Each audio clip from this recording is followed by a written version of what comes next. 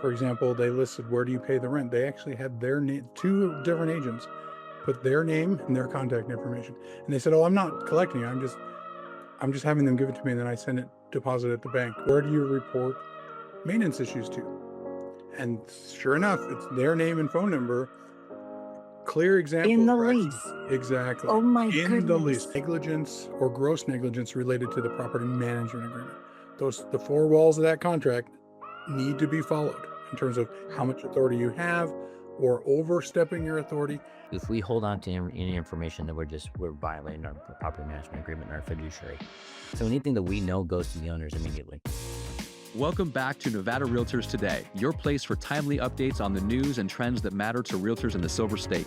Featuring your host, 2026 President Sarah Scatini and CEO Tiffany Banks of Nevada Realtors. Now let's jump into today's episode of Nevada Realtors Today. Welcome to our second edition of the Nevada Realtors Property Management Committee for 2026. I'm excited to be here with Sarah Sharkey and Tim Cups, and I'm going to introduce them in just a minute. But let me first start off by talking about the topic that we're going to be covering. And it is the topic that I think keeps a lot of property managers and especially brokers as well up at night, and that is the risk involved in property management.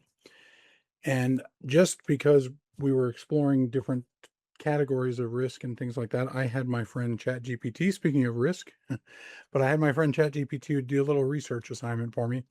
And I had it look up the top 3 cases that are heard at the real estate division regarding property management. So we're actually going to start with those 3, and I'll introduce what those are. But it should be no surprise that depending on when the commissioners meet, between 60 and 85% of the cases are related to property management. And we're going to kind of do a deep dive into what can get you into quote unquote property management jail and some best practices to avoid that risk, because we also know that it is a necessary part of our industry. It's a needed part of our industry. And we want to make sure we're protecting our owners and doing the absolute best we can. And folks like Sarah and Tim are doing absolutely everything they can do to ensure that they are meeting the best practices of our industry to be that example to us. So we're looking forward to hearing from them. But before we get started, if you don't know who they are, which I would be surprised if you didn't, let me let you know who our folks are that are on the panel with me today. So first I'll introduce Sarah Sharkey. She's been a resident of Reno Sparks for over 40 years. And she has now members of her family that have also been in the real estate community for over 30 years. She's a local business owner, and as a result, she understands the complexities that come with negotiating real estate transactions and the dedication that's required to represent one of the biggest investments of her clients' lives. She's also given back time and time again to our profession. She was on the Sierra Nevada Board of Directors as their president in 2023, the state director for Nevada Realtors. She was named as one of the top 10 women in real estate in 2016 by the Women's Council of Realtors. And she's super involved in committee after committee, such as the legislative committee, the professional standards, risk reduction. I could go on and on, but I won't. And she's also a member of our property management committee. In her probably not too much spare time, she enjoys traveling, camping, and boating, and she has 2 children, Cody and Kaylee, and 2 grandchildren. As a fellow grandfather, I can appreciate that as well. And her daughter Kaylee, who was once part of the Sharkey team, now resides in Florida and is involved in real estate there. So it's truly a family thing. So thank you for being here, Sarah. Appreciate it. Thank Now, you. now Tim, I could go on and on, but I won't, because he only gave me a few sentences. So Tim has been licensed for 30 years. He's been a broker for 20 years and a property manager for 19. His company manages 1,100 doors. He personally manages 280 of those doors. He holds the CRS, which is the Certified Residential Specialist designation. And he is a huge fan of sports, 3-day weekends, golf, and wine with his wife of 29 years. So welcome to both of you, and thank you for being part of the panel today. Thanks, Paul. Thank you. So let's get started with kind of the top 3 risks, and we'll cover those first, but we're going to get into some others as well. I will tell you, as a former broker owner and an owner of a HOA management company, the type of numbers that were in my bank accounts that other people's money that I was a custodian of, it's the kind of numbers that are like You just say substantial. It was a substantial amount of money. The things that kept me up at night regularly were making sure that that money was accounted for. Always, always, always realizing the real estate division has that zero tolerance policy. So I'm sure it comes as no shock to you when I had ChatGPT give me the cases from 2010 to 2025 in front of the commissioners. Number one dealt with money. We're talking about embezzlement. We're talking about lack of reasonable skill and care, negligence or gross negligence, and even the reconciliation form, that annual reconciliation. Even the silly, I don't have a trust account. Here's my 546A form that says I don't have any trust accounts. Those are by far and above the largest number of cases in front of the real estate division. So we want to start off with that. Things like, how do we avoid employee theft? What do we need to do to ensure we know the minimum the state has for reconciliations monthly, but ensure that that month doesn't go by and there's a huge discrepancy in the cash account. So let's start off with Sarah. Give us some kind of best practices and tips on the money part. How do we ensure as a best practice that we're handling other people's money? Definitely taking care of, or when doing the reconciliation, have someone else doing that, another eyes on it. So that not just one, I know with my past office, we would have the reconciliation done by one person and then a bookkeeper doing the other handling. So there are two different people handling it, not just either the broker or the, whoever it's going to be, but definitely two different eyes on it. That is what I've found in past lives that has worked. So that's a big one because Thank you. when you're working on it and if you're handling it all, it's just it stays in your mind, but sometimes you don't see it and you miss it. Even if it's on accident, you can't have that. Absolutely. Tim, any further thoughts on that? No, it's you just always want two sets of eyes on anything that deals with the money. Yeah. One of the things that I have seen personally and experienced is that there are, with every problem in any industry, there's always a solution. So there are third party companies that have view access only to your accounting, and they can actually do a daily tie out for you. Of course, it is an additional cost, but if you compare that to the cost of if somebody were to embezzle, we had a recent case of the division, very kind of sad case actually, where it was a substantial amount of money and it wasn't discovered for quite some time. They would be able to instantly recognize and report back to that whoever that person is that's kind of over the eyes, I would hope would be the broker. So that would definitely help. There's always a solution like that that can help when there's a problem in our industry. And obviously the money is the big problem. Any other things related to money and just best practices in general, receivables or payables? There's some trends in our industry with fraud, for example, on the payables. They have what are known as ghost vendors. There are employees, unfortunately, that will create account of ghost vendors and pay out essentially themselves. That's been very common, especially when you manage a large number of doors. So, are there any other kind of best practices in general when it comes to handling the money? No, we thankfully we haven't had that experience with ghost vendors. All of our vendors are um, have to have multiple pieces of information in our system in order to be quote unquote vetted, in order to be able to be paid in our system. So they have to be real. Um, as far as money is concerned, it's the fewer hands that touch money, the better. We don't accept cash in our office. We only take money orders, certified funds. If they're going to pay at the desk, they're encouraged to, of course, with the new Nevada Law AB 121, we have to leave that option open. Right. Thankfully, through COVID, though, um, we've we have 1,100 doors. I want to say about 800 and change pay electronically, and so um, that just goes right into our account, and my bookkeeper is the only one who has access to that, in addition to myself. Um, if checks or money orders do come through the front desk, they are logged in, and the receipt is attached to it, a copy of the receipt, and it goes into a lock, a safe essentially that cannot be opened by anybody in the company other than the bookkeeper or myself. Thanks, Sarah. Any other thoughts? We We have similar things as well.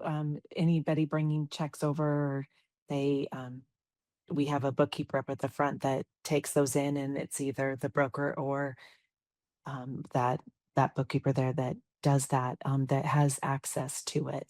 So similar as Tim on that, and yeah, it's the same thing with making sure that at least we have one free chance for them to pay, and so that they can bring checks in that way. But we do the same, just like Tim, and keeping, you know, keeping everything close at Sarah, hand there. Sarah, do you have your front desk under a camera as well? We do that. We do, yes. Okay. I Wanted to keep make sure that. forgetting that it's there, but yes, we do. Yeah. So it's not like a hidden camera. Everyone's aware that It's right there. Yeah, customers and our employees, but yeah, it's important to be able to watch what's happening as well. correct. Absolutely. Yes, we do. And of course, there is that state reference manual, the Nevada Real Estate Division Trust Fund Accounting and Record Keeping Manual. The 2020 version is the most recent. So for anybody that's out there that just wants to double check, triple check that everything that they're doing is correct, you can kind of literally go by the book. Now, the second topic when it comes to my friend Chat telling me what the second highest case, I was actually surprised by. And the second most common case that is brought in front of the real estate division commissioners deals with engaging in property management without a permit. I'm not surprised. And so Tim said he is not surprised. So that is one of those, where do you cross the line, and kind of what are your policies when it comes to that? I personally have seen a couple of things over the years when I've taken over self-managed properties. They had a real estate agent help them with the purchase, who then did the quote unquote courtesy listing, procured the tenant, they wrote up the lease. They went off the tracks a little bit though.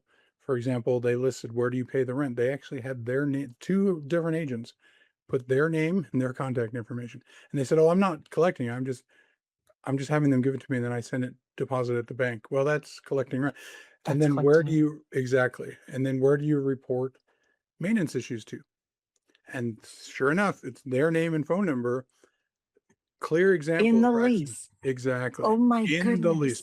which, not to Wow. mention, was a non-notarized lease that they helped prepare, which there is an advisory opinion. I believe it's 012 that talks about what licensees can do without a permit, and they could draft a lease on behalf of that client.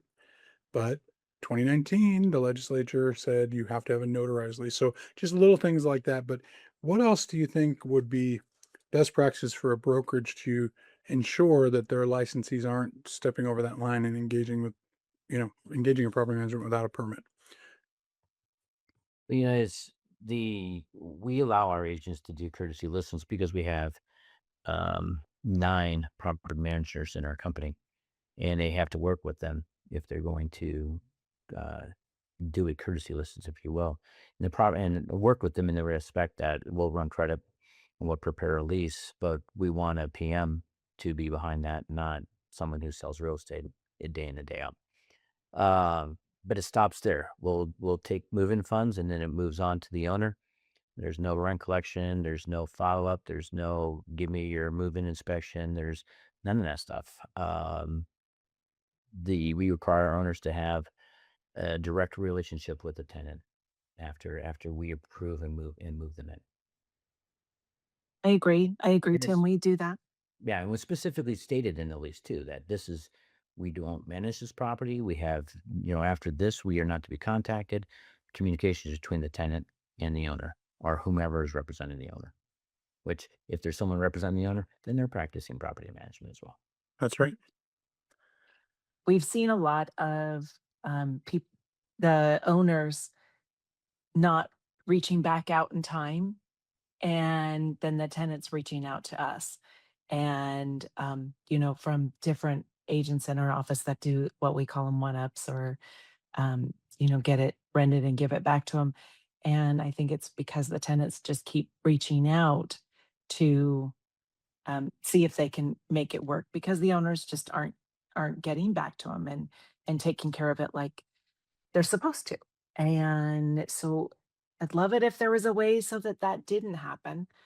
And maybe, I don't know, maybe that's one of the things we have to look at and talk, is that having an agent do that one time, that opens up that door for that tenant to come back, and then it puts the agent at risk because they answer those questions and then they just do the next step and they're like, well, I'll just do this and I'll just do this for him, and then I won't handle it anymore. But just that I'll do this and I'll do that, they've already now stepped into it and they're doing property management illegally.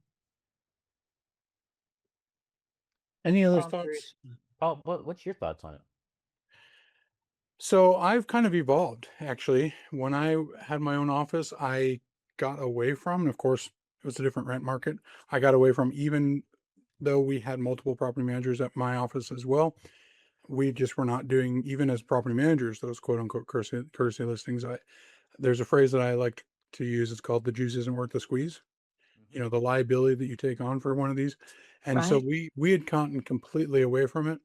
I'm finding that as the market has shifted and people are, it's a need in a segment in the market, I would rather be able to offer that as an add-on service as a permitted property manager. I think it makes logical sense. But we have the current, I'm now under a broker. I don't have my own office. Our current policy is, if you're not a permitted property manager, it's not an optional, and you just cannot do them, just because of the issues. There's a fellow instructor here in town that mentions that she had a fair housing violation at her office as a broker manager over a courtesy listing, which led to 2 years of mandatory fair housing training and a fine from HUD. And those HUD fines are somewhere between 16 and $100,000, depending on how many Yeah. cases there have been. So literally the juice is not worth the squeeze. So it's one of those, you just have to be really careful. And I see what I'm seeing with a lot of those is that you can't tell that they're not a permitted property manager. The way they advertise that listing and the way they carry about themselves, those are the ones that are getting in the biggest trouble. The one in the incline area where they were advertising the ability to manage short-term rental properties. Well, they weren't a permitted property manager or a licensee for that matter. And so just sort of the understanding of where is that line, and not to cross it. And so sometimes you just have to draw that line of, if you're not a permitted property manager, to Tim's point, at the very least pair up with somebody who is. Because I'll give you an example. Fair Credit Reporting Act. Under the Fair Credit Reporting Act, you have to give out an adverse action letter under multiple conditions, not just if you deny them. If you ask for additional Right. security, if you ask for a cosigner, any additional terms requires an adverse action letter. Most licensees have no idea what that means, right? They're just getting the Zillow credit report and they're just doing whatever they do with it. So there's just too many examples of how that could be a problem. So the third one that was brought up, and then we're going to go into some ones that maybe we're not seeing at the division as much, but are still some risk um, reduction issues. So the third one dealt with either negligence or gross negligence related to the property management agreement. The four walls of that contract need to be followed in terms of how Right. much authority you have or overstepping your authority. And the most common with that was an owner complaining that there was lack of maintenance on the property, even though that property manager was responsible for making sure that property was maintained. So when it comes to that, any kind of best practices, and I'll start with Sarah this time, in terms of just making sure you're following the agreement, the contract, the employment contract, and also making sure that the property is being maintained. Something that I do is I do inspections every 6 months. And doing your inspections, making sure, checking everything out, then getting any repairs done and getting them obviously approved through the owner beforehand. And then we're taking care of it. And that being in there every 6 months definitely makes a big difference. And versus I've heard some do a year, some don't even show up. So we don't want any of that, but every 6 months is usually what we do, and check on the properties and then get the repairs done. So that's important to us to make sure that the house is being taken care of and it's, you know, in good condition for the tenants and the owner. Tim, any other thoughts for you? Yeah, we're annual inspections, but have the option for our owners to elect more frequent ones at additional fees. The uh, my feeling is that if we hold on to any information that we're violating our property management agreement and our fiduciary. So anything that we know goes to the owners immediately. And the owners don't act, then it's on them. It's recorded, it's documented, and proved that we did what we needed to do. There's times when, of course, we have items of habitability and things like that, and we have to overrule our owners. And of course, we have to be judicious and careful with the expenses and how we go about doing things. But sometimes taking care of that tenant um, under Nevada laws the owner doesn't have leeway associated with it. But I will tell you that today, this morning, got a report from someone who just moved in on Friday. Dog from the neighbor jumped over the fence, German Shepherd, and cornered two of the residents. And Oh, wow. you know, so what do you do? Well, the first thing you do is acknowledge that, and then you start going down the line. Owner knows, homeowner association knows. We'll be knocking on the door of the next door neighbor today as well. All these various different things, but inaction leads to much more problems than Agreed. nipping at the bud and instilling confidence in the tenant that if there's a real concern that you're gonna, that they matter, and that's what really really important is the resident tenant needs to know that they matter. Any systems, tech, or automation that you do to help with that to really protect yourself as well as a property manager? Any systems or tech? No, no, the system it's a policy. That's all it is. I don't have any tech per se to manage that. Although I am called Tech Tim in the office, so maybe I'm the tech.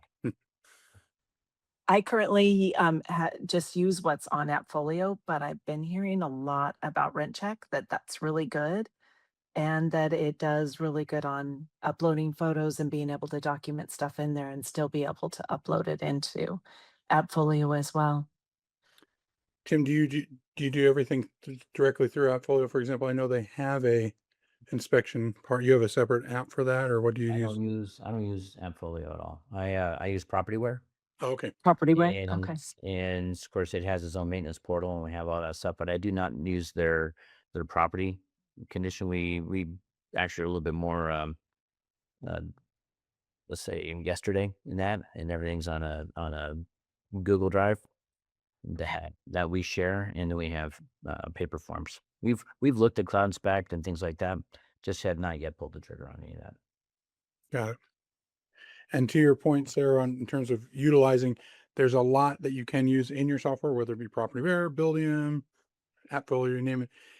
And I think what a lot of managers forget is that you're going to have these long-term relationships and you're not going to remember. You're not going to remember the conversations.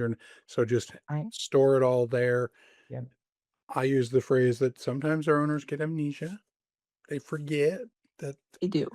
we actually did talk to you about this and you Yeah. said, no, I don't want to deal with it. It was obviously not a habitability issue.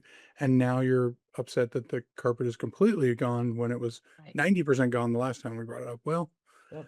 we did remind you. So Well, you guys, in property where we have a bunch of user defined fields, and we have the age of everything when we replaced it, installed it, whatever it might be. So there's no, challenging the age of the carpet and when the paint was done. And, every time we do a move in and move out, we notify them the age of the AC or the hot water heater. If it's 8 years, we recommend replacing it before we have a flood and water damage associated with it.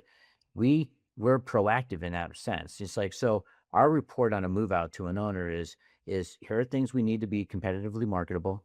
Here's some things that we recommend. And here's some things that, it's just normal house maintenance and we're getting near end of life. And you may want to consider handling this now while it's less expensive than to handle it after it goes bad. Right. Then I you think have to that's, do it immediately and Yeah. timing. Yeah. And So, then you only get one bid or two bids and it's, it's correct. desperation versus handling it in a calm, decent manner. Right. I think that's an excellent point, Tim. And I think that's a great system that you have to Best in making sure. Yeah, for sure. Great. Let's talk about some other ones because it's an evolving landscape when it comes to fair housing right now. We have in April 2025, there was the executive order that essentially said we're kind of doing away with disparate impact. and a lot of that was on different federal agency websites. So, for example, in September, they completely revised. Well, they took away the assistance animal. They say they're going to revise it and get it back with the guidance for that. So we're really off, just left with ADA guidelines. There's no HUD guidelines anymore for that. In November, they eliminated the 2016 and the 2022 memo related to criminal background and things like that. So right now it's a little bit of wild, wild west. And basically the current secretary of HUD is saying you have your own discretion, but we have to kind of temper that with the fact that FHEO, the Fair Housing Equal Opportunity Office, is still enforcing, they're still investigating. It's not like you can just now carte blanche discriminate people because we don't like those emotional support animals, so don't even bother to apply. That doesn't eliminate that kind of risk. So is it just sort of, we're going to kind of go off of what we've been doing? Have you had any changes? How are you handling kind of our changing landscape right now, if at all, anything different? I'm not changing anything. I mean, if it was there and I'm worked, not either. if it is there, worked, we're going to continue. Quite honestly, animals are better than some of our residents. So I just didn't have them in our houses. I love dogs. I've had dogs my entire life. Not a big cat guy. I say if it could pick up the paper off the porch, then that's the type of animal I want in my house. But I mean, our whole society is different today, and going It through is. the foreclosure crisis and then COVID and everything else, everyone has animals, and it made people feel better, quite honestly. And so I get it. I just want to make this legit because there's certainly a lot of scam going around with that with the ESAs. But I actually talk to every single one of my owners. Matter of fact, there's times when I don't even tell my owners that emotional support animals are on the application because this is a conversation that we've had time and time again, and I don't want to have the fight and I don't want to get in trouble. So we go with it because I'm the guy they're paying to handle the situation the best that you can Right. handle. Any other thoughts there? Same. I am doing the same thing, keeping everything the way it has been, and so that we're not running into any additional things. But uh, I definitely let the owner know just because of my owners are pretty, quite a few of them are very hands on. But I also have informed them, you don't have an option. This is, I'm not willing if to risk the chance of having to go, get taken, I don't know, Just don't want the something fun part. coming back from HUD or anybody. Yeah, For sure. it's just not worth it. Yeah, and I think it's important to hear from both of you because it is a topic I hear very often. Is number one, we recognize and realize it is a pain point. Landlords don't understand. They get very frustrated with it. I've seen both sides of this personally, and so I get it on both sides. But what's important to remember is that executive orders come and go. The next administration completely changed that pendulum. You should just have really good practices and procedures and stick to that and vet it with an attorney and make sure that everything passes muster when it comes to that. We tend to, as a society, well, I heard there was one case, and there was a case where a federal judge in Texas had said, well, you can charge a pet deposit, blah, blah, blah. Well, if you actually read the case, it says it was deemed to not be an emotional support animal. So don't grasp onto that one little thing and say, oh, well, Right. I can still charge a pet deposit. Doesn't matter if they're an ESA or not. No, that's not what the case was about. The case was deemed that they did not have that legitimate need for that support animal. So we can't just grasp onto little straws as an industry and say, well, now we can change everything. So it's important Right. to keep that in mind.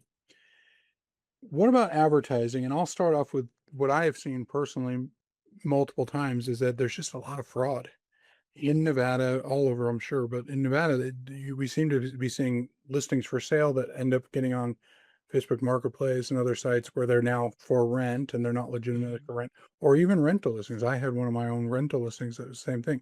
They took that. I don't use Facebook Marketplace, so they took my online ad and they took the pictures and then created their own and defrauded somebody.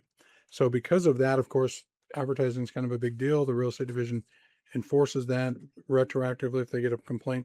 What are you doing in light of number one, all the regulations, and then having to supervise all of that advertising. What are some things that you're doing to ensure that in a digital world where it's got a lot of agents that are doing social media and advertising and things like that, how are you ensuring that they're compliant? Any thoughts there? So I know that I put everything into the MLS, and we have a program that's through there that is checking on things on the different rentals as well, making sure that they're not fraudulent. And, that I've got this property that's up in Somerset, and then they have it on there for $500 per room, or not per room, $500 for the whole place. And so putting it on either Craigslist or Facebook. So they are checking that. I'm very happy that they have that. For the life of me, I can't remember the name of it. And that is on there, and I love that. I love that we have that being offered. Love to find out what that is. So I will. offline we'll figure. I'll ask George. Yeah, thankfully we really don't come into a lot of the bogus advertising in our experiences. From time to time, we'll get someone calling and saying, "Hey, I saw this house on Craigslist." It's we don't advertise there. We don't advertise in Facebook Marketplace. We just market on the portals as well as our MLS, of course. Um, I think people are going to scam no matter what. It's going to just happen. So what do? You put things on the property saying, look, this home is only marketed through the MLS or through the major portals. We do not advertise our properties on Facebook Marketplace or Zillow. It's professionally properly managed by Remax Advantage. We do that to try to avoid some of this stuff. But even then, it's um, there's certain things I just think you can't avoid. You just have to be able to react to them quickly. I would agree. And I just looked that up, Paul, that Property Shield is what we have going through, and that makes a big difference. Like this one just popped up. We detected a suspicious advertisement, and yeah, for the amount that they put on there, then we can select if it's wrong or if it's right. And for Sierra Nevada Realtors, that's a member benefit then, or do you It use it is. at your broker? Okay, I got It you. is. No, it's through actually it's through NNR MLS. To text to potential fraud. So that's great. It Excellent. is really good. So that makes a big difference. I mentioned this at the beginning, and it's a risk issue, and that is our friend AI. I know, or I suspect, Tim, you probably are the same way. I think there's a lot of value and benefit to utilizing AI and different types of AI. I don't just use generative AI. I've got automation, I've got AI agents, but there's also risk involved. So kind of what should property managers really be concerned about when it comes to some of the risks that are out there? I'll give you just one example of many, is that there's a ton of copyright lawsuits out there related to AI. And the content that's being created is coming from somewhere. From And when somewhere. you're using generative AI, it's doing one of two things. It's either pulling it from other sources and information. If it's not being cited, there could be a copyright issue, or it's hallucinating. It's just making stuff up. Among many and many other risks that are out there. So what are some thoughts on AI and what brokerages should think about in this day of the cool and yet scary AI? Any thoughts? Just double checking everything and making sure I know that my assistants will use AI and to come up with wording and for the different rentals. And so I'm like, okay, but you really have to double check everything that you're putting in there, because it can't, you can't just put it out there. So double checking everything before it's put out. Yeah, I love AI in its place. Not everywhere. Correct. And our we have a company policy. NAR was really good in establishing a baseline policy for brokerages to use. You can't put personal information in there, non-public information. You can't. We don't throw any of those things into any of our AI support systems within our company. When it comes to advertising, it's fantastic to have to go in there and take your remarks and throw it into AI and have it rehashed and make look new, every week. But Yes. yeah, you have to read. You can't just say, "Oh, copy paste, let me throw it on there," Doesn't work. because fair housing violations can sneak in anywhere and everywhere. So, our marketing is property managers are responsible for what everything says inside of the in the MLS and in our forward facing marketing, because ultimately I am. And so, yeah, that's where we probably spend the most time in awareness, is making sure that everything's double read. It's great to use it for it to be creative, but what goes out to the public needs to be double checked. Agreed.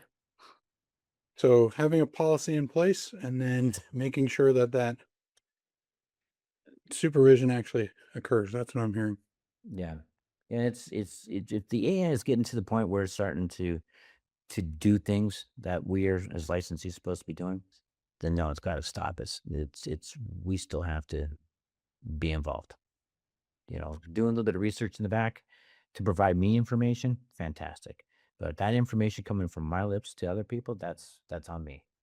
Exactly. 100%. And that's where agentic AI, I think, comes into play. And it can absolutely do, to your point, Tim, it can do anything and everything you train it to do. The question is, should it? Yeah, correct. So there's where the information bulletin 10 comes into play. Information bulletin 010 talks about all the things that an unlicensed or virtual assistant can do. And of course, technology wasn't around when they came up with bulletin 10. So they didn't say agentic agents, right? It falls into that category. They're not licensed, right? And so when you're training it, are you allowing it to talk about the features of the property? Are you, stepping over that line and making sure that if you're going to use the technology that's out there, and there's a lot of available technology for those kinds of things, make sure it stays within the bounds that the real estate division has set. We all know that technology is behind. Yes. The Fair Debt Collection Act still uses the word telegram. I mean, come on, right? That sounds really, beneficial, that we know that we cannot charge somebody that's in debt the charge for their telegram, because we're all getting telegrams these days.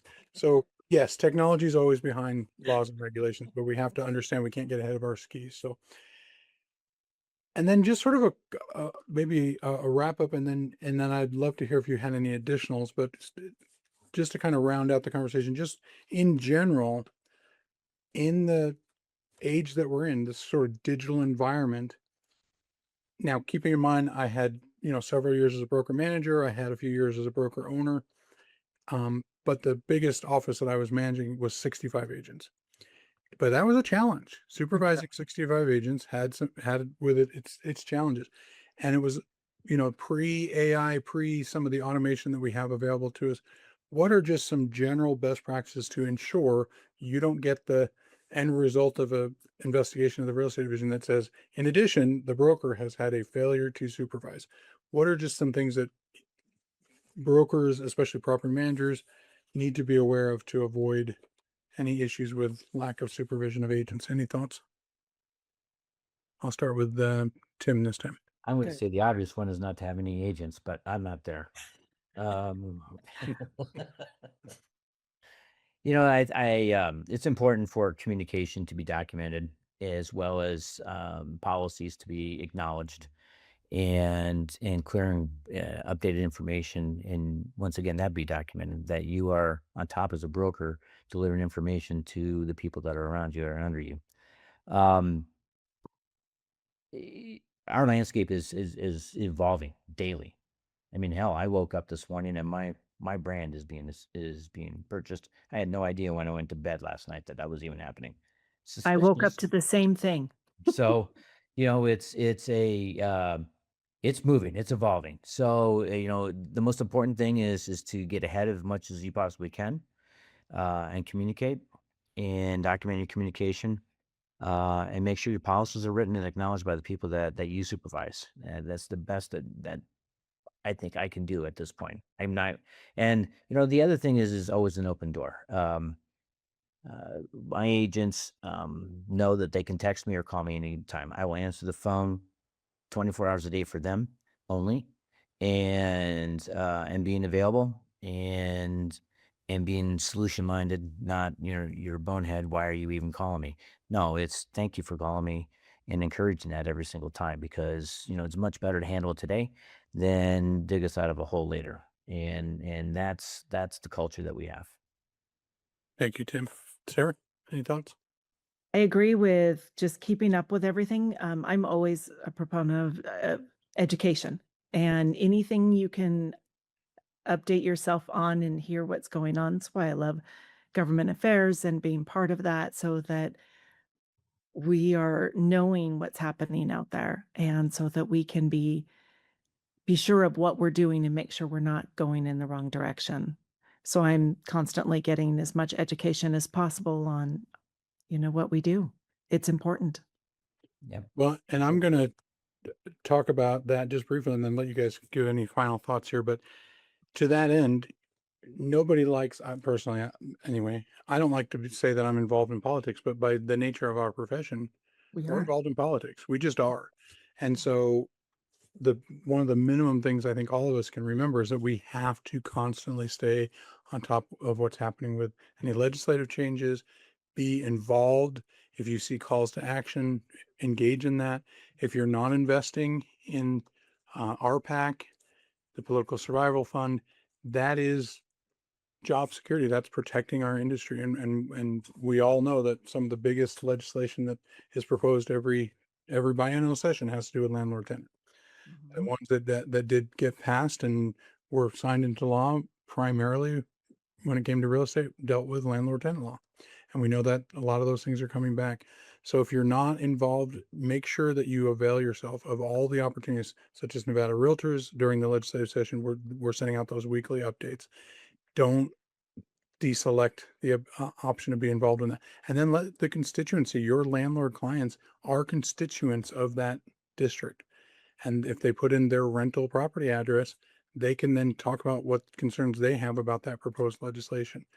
I did talk to some of our realtor champions who are legislators, and I said, does that really matter when they respond to a call to action? And actually, surprisingly, they said it actually does. It makes a difference for them. The ones that are even more impactful are not just the canned responses, but here's anecdotally my story about how it impacted me. For example, during the COVID pandemic, when they had that rent and eviction moratorium. Well, the option that they gave landlords is to get a forbearance from their mortgage company. But the investors that had portfolio loans didn't have that offered to them. Correct. I had a couple of my investor clients that were very close to losing their home and their rental property because the handful that weren't paying their rent as tenants happened to be those investor clients. Just that's how it all shook out. And so it's important for us to just be aware and knowledgeable of what's happening in our industry and be part of that. Whether we like to be involved in politics doesn't matter because that's part of our industry. And with that, I just want to give you an opportunity, just giving us any last thoughts on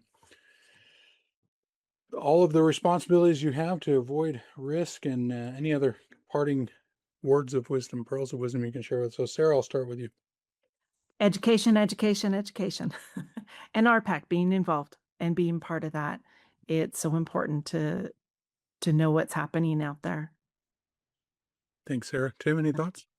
I agree, Sarah. The education is highly, highly important. The being part of organizations like NARPM and property management groups that are on Facebook and stuff. Granted, some of it's tough to read because people are really, really ignorant, but there are pearls in there that can really be beneficial Yes. to our operations. The other thing is AI has been super incredible in helping us update and revise policies and procedures.